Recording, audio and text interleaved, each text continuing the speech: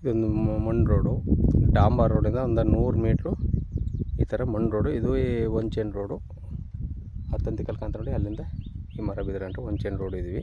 ಅದನ್ನು ಸ್ವಲ್ಪ ಮೇಲ್ಗಳು ಬೆಳ್ಕೊಬಿಟ್ಟು ತಿರು ಮಾಡ್ಕೋಬೇಕು.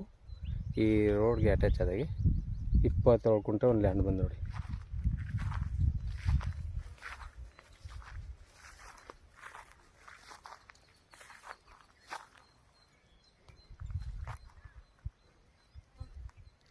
ಗುಂಟೆ ಏನು ಮಾಳು ಬಿದ್ದ.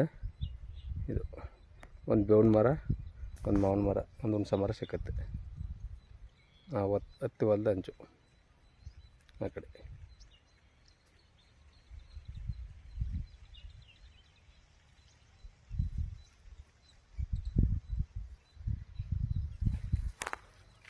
ವಿಲೇಜ್ಗೆ ಅಟ್ಯಾಚ್ ಆಗಿರೋ ಲ್ಯಾಂಡು.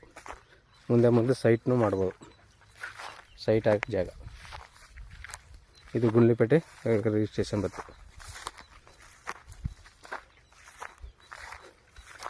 ನೋಡಿ ವಿಲೇಜ್ಗೆ ಅಟ್ಯಾಚ್ ಆಗಿರೋ ಲ್ಯಾಂಡು. ಪಕ್ಕದ್ದು ಇದು ಮಣ್ಣು ಈ ಥರ ಬರುತ್ತೆ.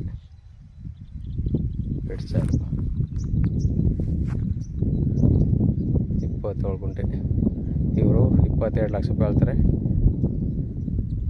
ವ್ಯಾಪಾರಕ್ಕೆ ಹೋತಂದರೆ ನೆಗೆಸಬಲ್ ಆಗುತ್ತೆ.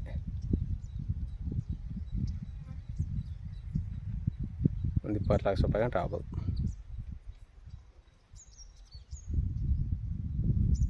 ಜನರಲ್ ಪ್ರಾಪರ್ಟಿ ಲಿಂಗಾಯತ್, ಅದು ರೆಕಾರ್ಡ್ ಎಲ್ಲ ಪಕ್ಕ ಲೀಗಲ್ ಆಗಿದೆ. ನೀವು ಒಂದು ವಾರಕ್ಕೆ ರಿಜಿಸ್ಟ್ರಿಗೆ ಹೋಗ್ಬೋದು ವ್ಯಾಪಾರ ಮಾಡ್ಕೊಂಡು.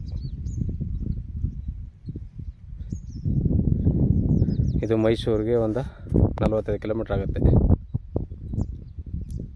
ಗುಂಡ್ಲಿಪೇಟೆ ಮೈಸೂರು NH ರೋಡ್ಗೆ 4 ಕಿಲೋಮೀಟ್ರ್ ಆಗುತ್ತೆ ಲ್ಯಾಂಡ್ದಲ್ಲಿ.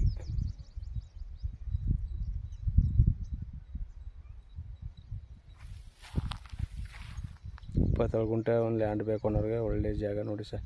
ಮುಂದೆ ಸೈಟ್ ಮಾಡ್ಕೋಬೋದು. ಯಾಕಂದರೆ ನೋಡಿ ಮಣ್ಣುಗಳೆಲ್ಲ ಪಕ್ಕದಲ್ಲೇ ಅವ ಸೈಟಿನ ಜಾಗ.